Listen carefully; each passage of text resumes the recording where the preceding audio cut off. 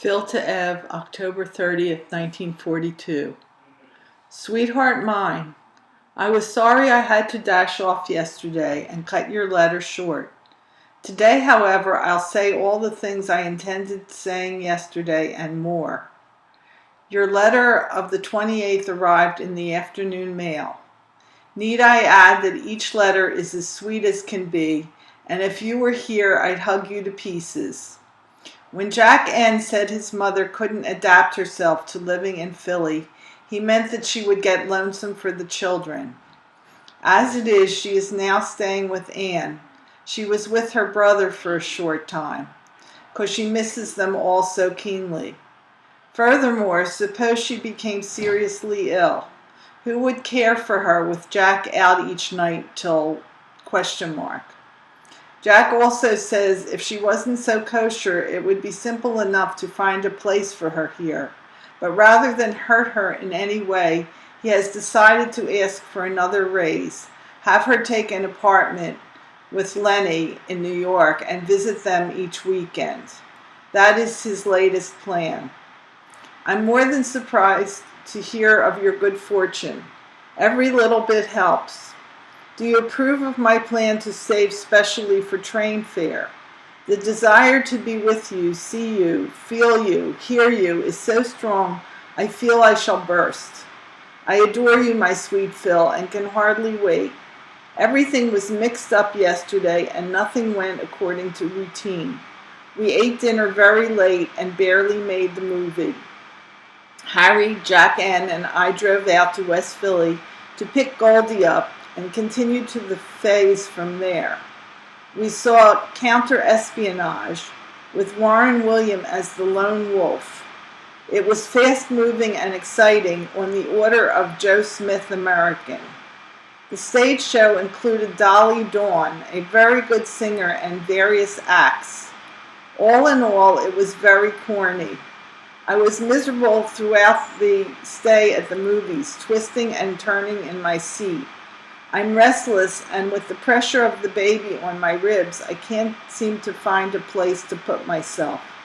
I don't think I'll go to the movies again unless the picture is unusually worthwhile. After the movies, we stopped at Ganacki's at 33rd and Columbia and had malteds. I told Goldie not to feel badly about the previous night because I was broad-minded and didn't think the things she apparently thought I had. She's very nice and, page 2, if Harry and her can hit it off as well as they do now, something might develop. You ought to hear him talk about her. She's not pretty, but she has something. She's just Harry's size and is built well, being heavier built than Gloria or I. She has light brown hair and thinks you're handsome. She saw your picture when she was here. It was 1 o'clock when I landed in bed, only to lay awake and toss all night. So help me God, Phil, I didn't even close my eyes. I was so miserable and uncomfortable. I woke Jack N. and had a picnic getting him up. He's worse than Jack S. I was deader than dead, and although it was Friday and there was lots to do, I lay down to sleep till 11:30. I awoke feeling a bit better and managed to get my duties accomplished. 2:30 found me sitting in the sun. It was lovely and warm today, crocheting. I was out there for about 10 minutes when that restless feeling surged within me again, and I was off to shower and dress for the evening. Dottie calls every day and complains of the same thing. I have it from reliable sources that we are going to have an all-night blackout tonight, so I am typing this earlier than usual that it may be on its way to you before anything else happens. Mrs. Cooperstein's colored girl rang our doorbell the other day and asked if she could work for us this Tuesday. Imagine that. I'll see to it that the house gets that good cleaning I was talking about, so I won't have much to do till after the baby comes. Starting next month, Harry will get paid every week. He thinks his raise will come through then, which will mean about 41 smackaroos. I'm enclosing Milt's letter this evening. Our penny box has now reached the magnificent total of $5.25. Jack N contributes regularly. He says he feels guilty if he spends his pennies now. I got a short letter from Lil telling me of your letter and that the favorite topic was wifey. She is on a pneumonia case and has a very sore throat. She promises to call me when she can talk and will go shopping for baby things. I wish you could go along. It will be a new and thrilling experience, and I'd love to share it with you. Jack N just gave me 14 pennies, and I didn't know what to say. It's really so swell of him to be so thoughtful. Harry also contributes. Page 3. The following is for your enjoyment. Twinkle, twinkle, little star, he took me riding in his motor car. What he did, I ain't admittin'. What I'm knittin' ain't for Britain. Poem. I dedicate this to you, baby. I do believe the Lord above created you for me to love. He picked you from the rest because he knows I loved you best. I once had a heart, dear, it is true, but now it's gone from me to you. Take good care of it, as I have done, for you now have two and I have none. When I get to heaven and you're not there, I'll print your name on the golden stairs, so all the angels can know and see just how much you mean to me. If you're not there on Judgment Day, I'll know you went the other way. I'll give the angels back their wings, their golden harp, and everything. Just to show you what I'd do, I'd even go to hell for you. End. If he parks his little flower down beside the moonlit river, and you feel him all a-quiver, baby, he's a wolf.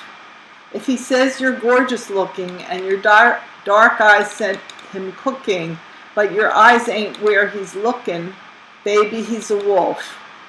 If he says that you're an eyeful, but his hands begin to trifle, and his heart pumps like a rifle, baby, he's a wolf.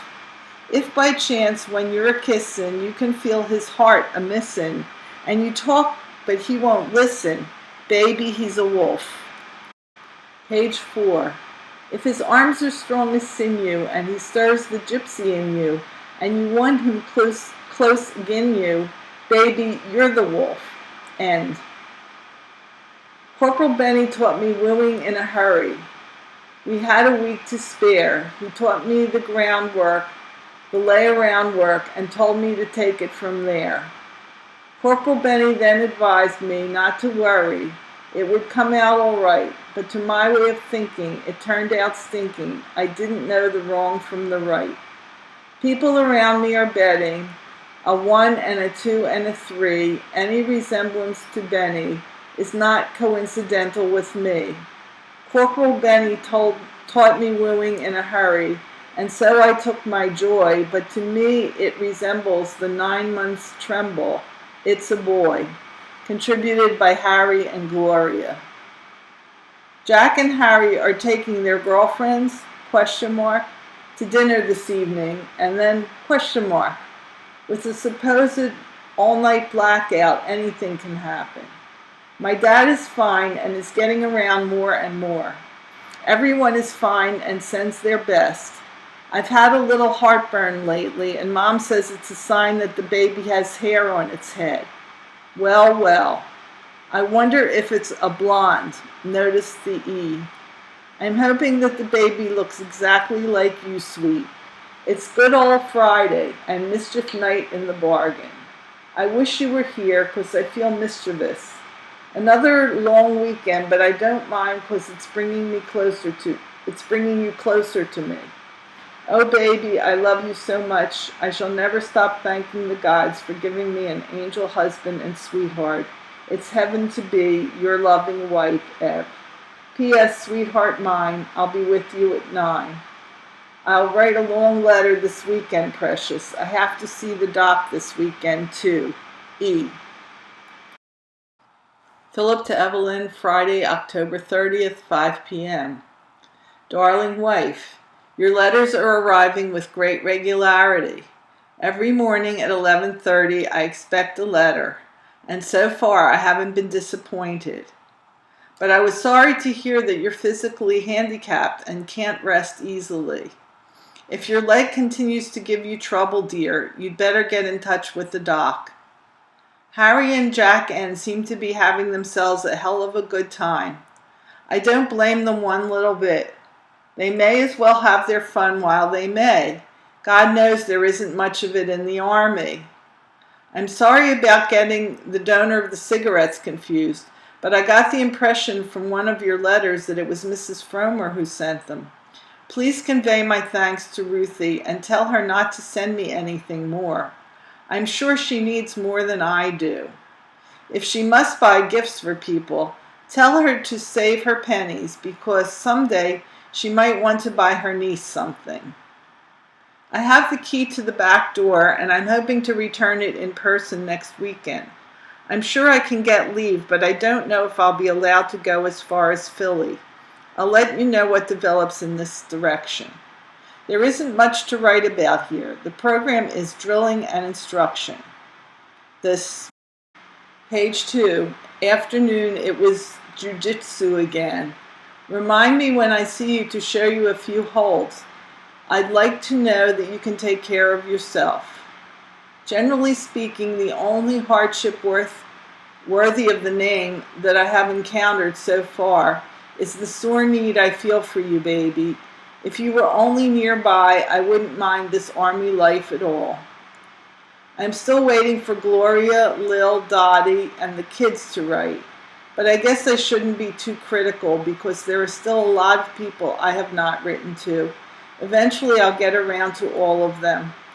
Keep them smiling, sweet, and if the fates are kind, I'll be seeing you next weekend.